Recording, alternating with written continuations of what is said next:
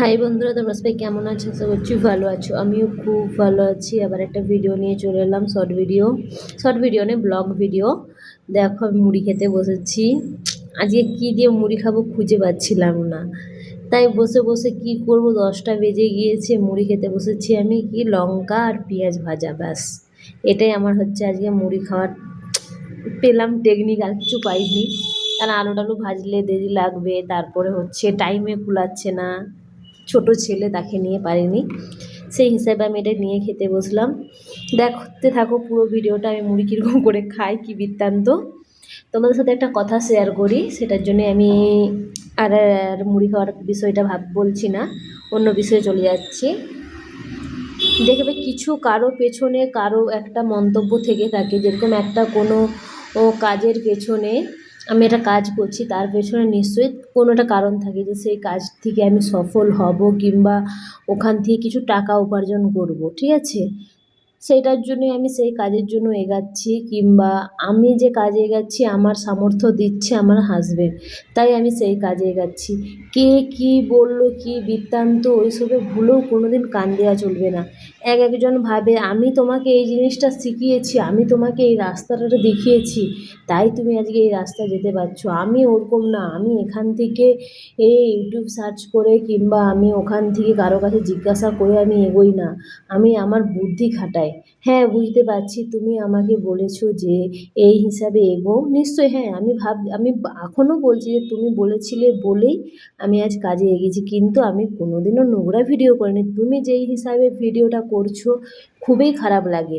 তোমাকে দিদি বলে ভেবেছিলাম, কিন্তু তুমি এমন হিসাবে ভিডিওগুলো করছো, আমার খুবই খারাপ লাগছে।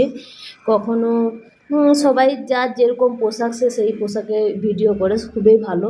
নিজের বাড়ির লোক যদি না ভালো থাকে, কিছু করার নেই সেই হিসাবে, তাই তার নামটা মন্তব্য করলাম না, কিংবা তুলে ধরলাম না, ঠিক আছে। তার ভিডিওটা দেখছি, আমার খুব একটা ভালো লাগে না, ঠিক আছে। সে আজ বড় হয়ে গেছে, আরও বড় হোক, আমি চাই সে বড় হতে থাক। আমি যেরকম ছোট আছি, যেদিন ভগবান দিবে নিশ্চয়ই আমিও একদিন বড় হব, কিন্তু কোনোদিনও আমি খারাপ ভিডিও করব না, কিংবা খুব নিচে নেমে যাব না। যেরকম জায়গায় আছি আমি ওই জায়গায় থাকতে চাই, কারণ আমারও তো ঘরে স্বামী সন্তান সবাই আছে, সবাইকে নিয়ে সংসার করতে হবে, তাদের মান সম্মানটা আমার আগে, তারপরে ইউটিউবে পয়সা ইনকাম, ওইটা পরে।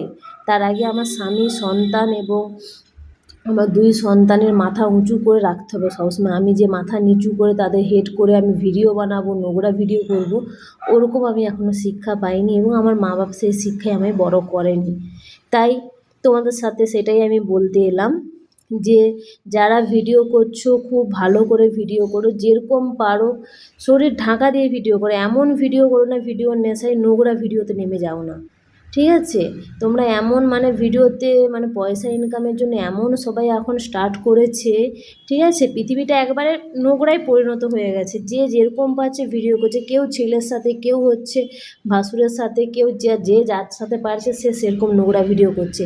এখন নোংরামিটা এতটাই পরিমাণে হয়ে গেছে যে এর কোনো তুলনা হয় না, এতটাই নোংরামি। কোনো মেয়েদের কোনো মর্যাদাই মেয়েরা রাখছে না, মেয়েদের শত্রু মেয়েরাই হয়ে উঠছে, এমনভাবে নোংরা ভিডিও করতেছে। যে দেখো, তোমরা মেয়ে হয়ে মেয়েদের যদি সম্মান না রাখতে পারো, তোমরা মেয়ে জন্মটাই কলঙ্ক যাকে বলে।